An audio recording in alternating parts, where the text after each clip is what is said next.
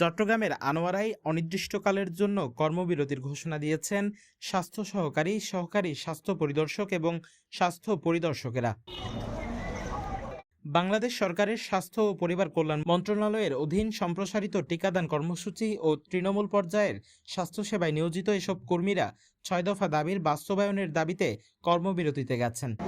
সৃষ্টি সারা যে মানুষকে টিকা দিই, আমরা অবহেলিত, আমরা টেকনিক্যাল পদমর্যাদা পাই না। আরও একটা দুঃখের বিষয় হচ্ছে, আমরা 15 বছর 20 বছর পর আমাদের প্রমোশন হয়, কিন্তু প্রমোশন হলেও আমাদের গ্রেডের কোনো উন্নতি হয় না, 1 টাকাও বেতন বাড়ে না আমাদের প্রমোশন হওয়ার পরও। তো আমরা সরকারের কাছে সেটার দাবি জানাই। সোমবার 6 অক্টোবর সকালে আনোয়ারা উপজেলা স্বাস্থ্য ও পরিবার পরিকল্পনা কর্মকর্তার কার্যালয়ের সামনে এই কর্মবিরতি পালন করা হয়। তাদের দাবিগুলোর মধ্যে রয়েছে নিয়োগবিধি সংশোধন, ইন সার্ভিস ট্রেনিং, শিক্ষাগত যোগ্যতায় স্নাতক সংযোজন, 14তম গ্রেডে আপগ্রেডেশন এবং বেতন বৈষম্য নিরসন।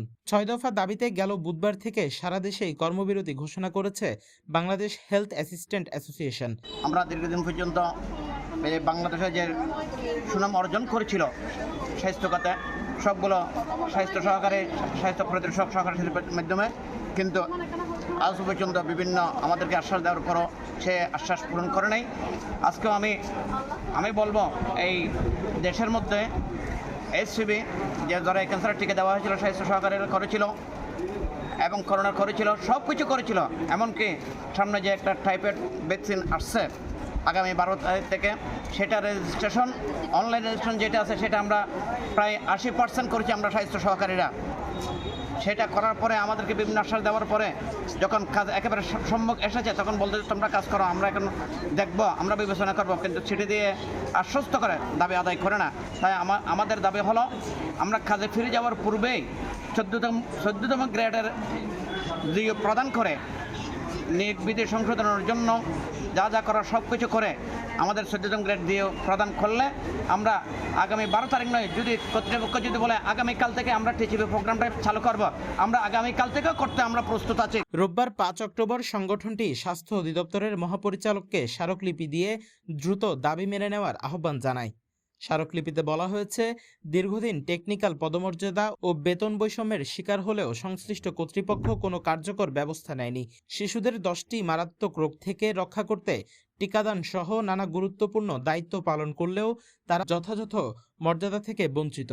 2018-20 এবং চলতি বছরও একাধিকবার আশ্বাস দেওয়া হলেও দাবি পূরণ না হওয়ায় তারা অনির্দিষ্টকালের জন্য কর্মবিরতির সিদ্ধান্ত নেন। আর দাবি দীর্ঘদিনের 98 সাল আর দাবি এতদিন হনফাকারে মানে না কর্তৃপক্ষ, আর শুধু আশা দিতে রেখি, আর এখন চাকরির শেষ পর্যায়ে আর এতক্ষণ পর্যন্ত আর 6 দফা দাবি মানে নড়ব, এতক্ষণ পর্যন্ত আর কর্মবিরতি।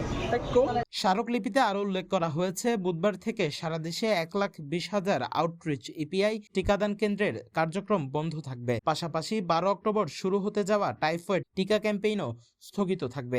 নিয়োগের ক্ষেত্রে 14তম গ্রেড প্রদান, ইন সার্ভিস ডিপ্লোমা প্রশিক্ষণের মাধ্যমে 11তম গ্রেডের উন্নতিকরণ, টেকনিক্যাল পদমর্যাদা প্রদান এবং 6 নম্বর পদোন্নতির ক্ষেত্রে ধারাবাহিকভাবে পরবর্তী উচ্চতর গ্রেড প্রদান।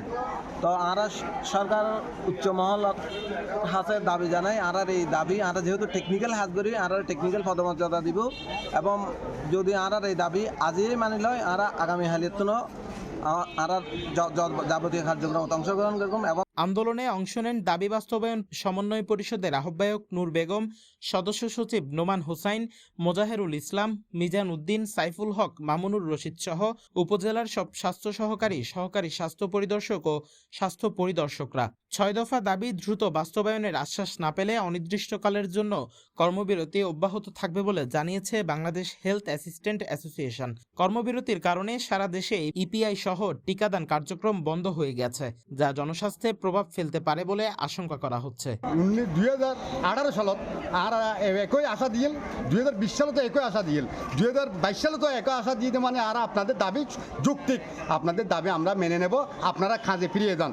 কিন্তু দুর্ভাগ্যবশত বারবার আশ্বাস দিয়ে তারা আর হাজত ফিরে লয়ে যায়, কিন্তু কর্তৃপক্ষর আন্তরিকতার অভাবের কারণে আর তৃণমূল স্বাস্থ্য সহকারীর প্রতি বৈষম্য স্বীকার করি তারা আর দাবি আদায় ন করে।